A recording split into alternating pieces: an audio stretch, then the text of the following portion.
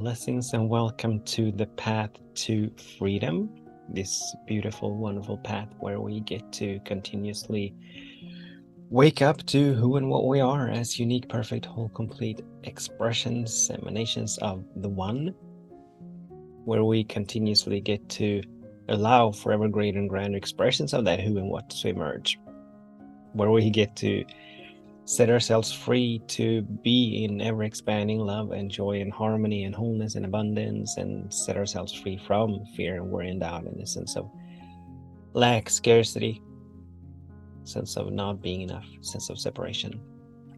So my name is Daniel Roquillo, and I'm always thank you so much for tuning in, for joining me in a moment of liberation as we get to explore different aspects and different dimensions of this beautiful path of freedom, or the path of awakening.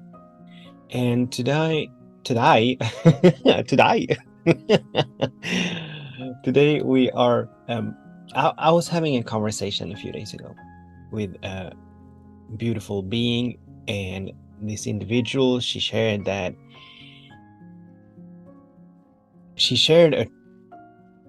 tragedy that has happened in her family, where this one individual passed, quite young individual, passed over to the other side, and she was wondering why did this happen. And I was able to share with her that while the mind, obviously, as we're going through the process of grieving and mourning and missing and all these things, and this is not only about people passing over, but every single day things happen that the mind cannot wrap itself around, that the mind cannot understand. So a lot of individuals are asking, why is this happening? How can this be happening? Why is it happening now? Why is it happening to me? Why did it happen to that individual? Or all these questions. And while it is normal for the mind to seek answers to these questions, I was able to share with this individual that we're always wise to seek to venture to a higher vantage point. Because the truth of the matter is that we may not ever realize the full scope of everything or anything. With our finite minds, we're so bound to our physical senses, in the sense that we cannot see beyond these walls. We cannot hear beyond the distance of our hearing.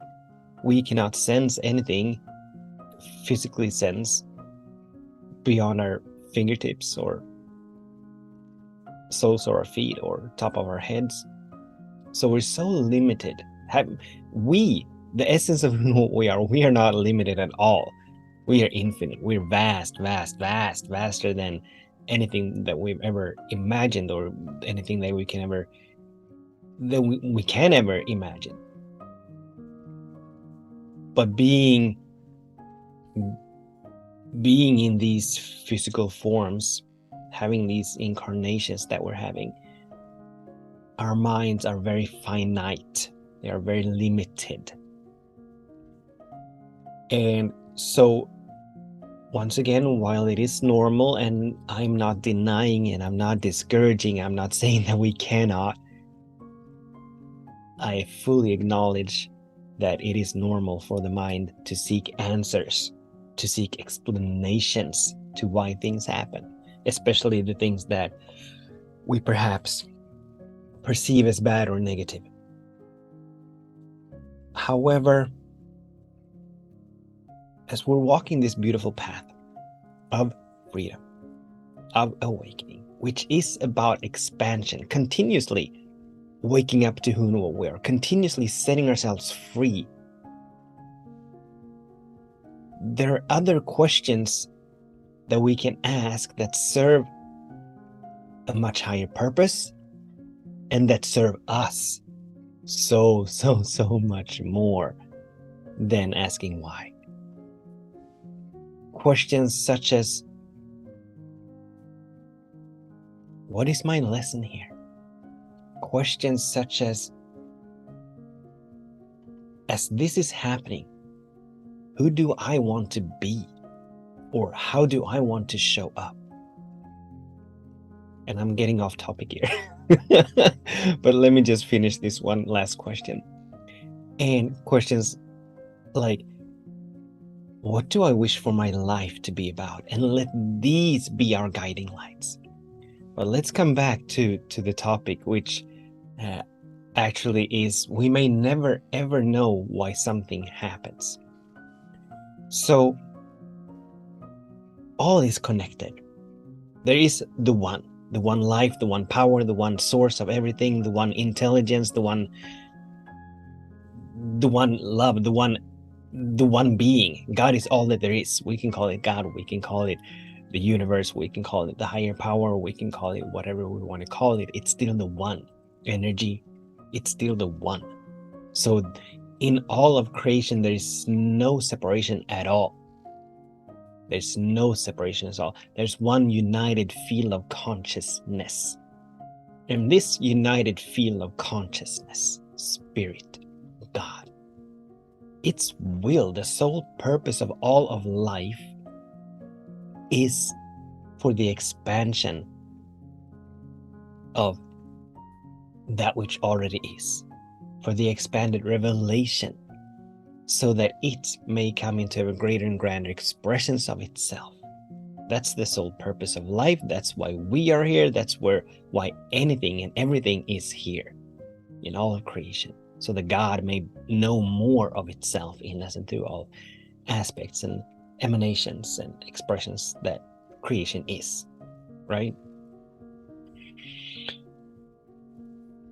God being infinite, Spirit being omniscient, meaning that Spirit knows and sees all. Spirit is not bound by time as we are here in this dimension. Here we have past, present, future. Spirit knows nothing of past, knows nothing of present, knows nothing of future, only knows now.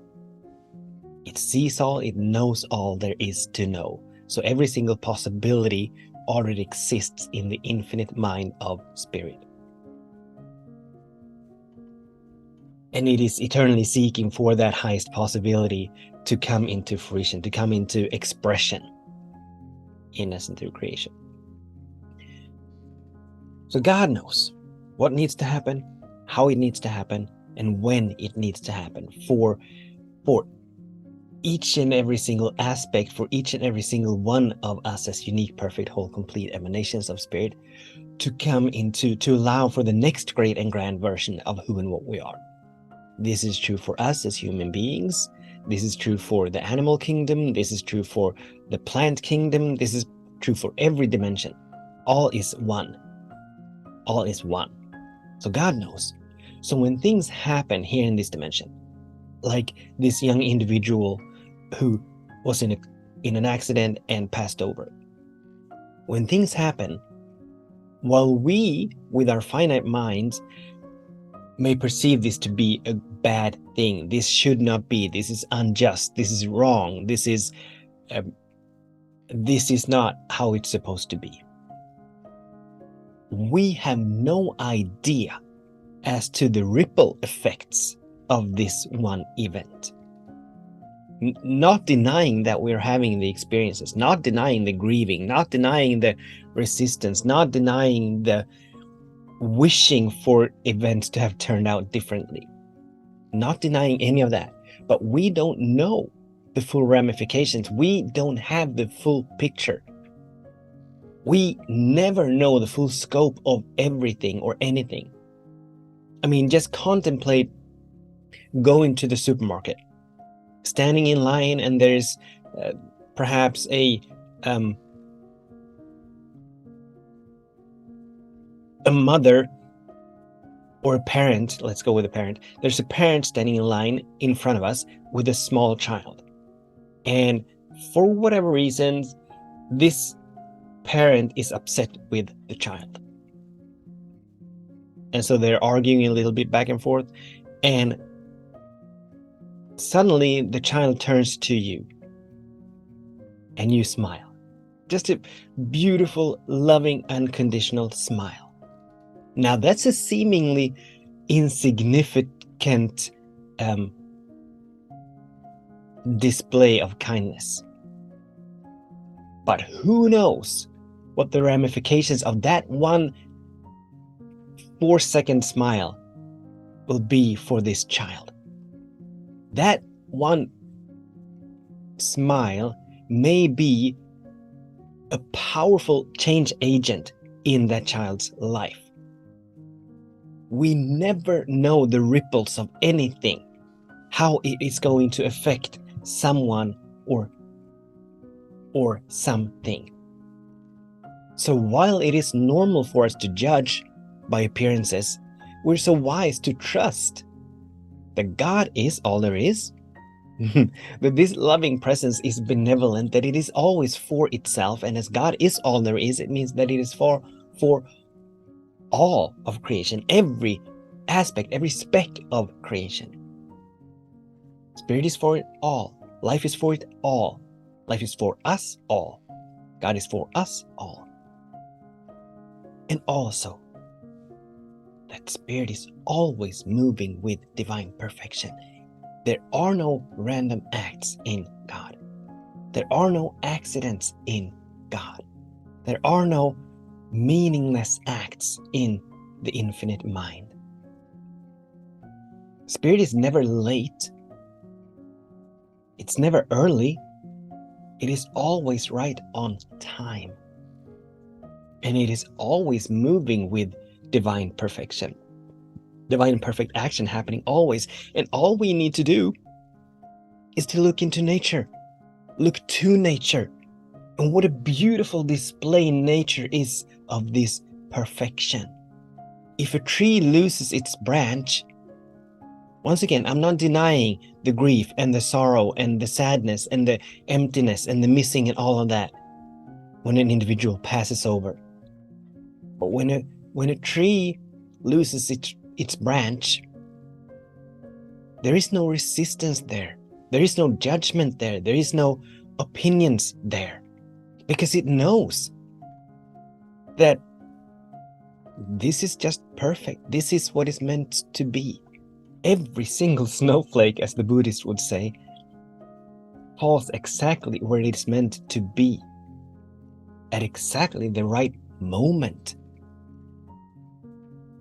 So while it is normal for us to ask these why questions, they do not really serve us. But every single challenge that we face, be it a dire event, be it a calamity, be it a prognosis or a diagnosis, be it a financial or relationship or a career-wise challenge, every single challenge that we face is a gift and a blessing of transformation. There's something in that challenge for us as unique, once again, as unique, perfect, whole, complete expressions of the One. There's something in that particular challenge that is just right for us. A lesson for us to learn so that we may graduate from who and what we are now, allowing for the next great and grand version and expression of who and what we are. So it's been a while since we talked about the 2 wings of spirituality. We absolutely get to be in the human wing, in our humanness, with emotions, with all of that. We're also wise to lean into the spiritual wing, coming into an understanding that even in the gravest of circumstances, God is still here. Peace is still here. Love is still here. Progression, expansion is still happening. It is still here. So we get to learn. We get to be in our humanness and mine the good out of every single challenge, because it is there. It may be far-fetched. It may be difficult to see. It may take quite some time for us to realize or for it to be revealed, but it is there nonetheless. So we never know why things happen. But we are wise to release and let go of our tendency to want to know, to want to understand. Because we can never, ever, ever grasp the full scope of anything. So that's the invitation for us today, to release, find a way to release and let go of asking why. And instead begin to ask, what is my lesson here? How can I grow? Who do I want to be in this? How do I want to show up? As I'm moving through this space, what is it that I wish for my life to be about? What qualities do I wish to embody? And these kind of beautiful questions. Thank you so much for tuning in, for participating. Till we meet again, I bless your day, and I bless your way. Much love, many blessings. Namaste.